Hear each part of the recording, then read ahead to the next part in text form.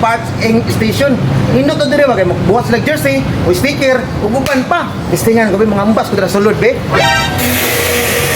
Ambas ako dito. Sir, may hapon sir. Ako sa mga servicing niyo dire sir. Nagabuhat ni ko ng tarp sticker niya, nag-customize ko big mga mug niya, nagabuhat ko big mga paki.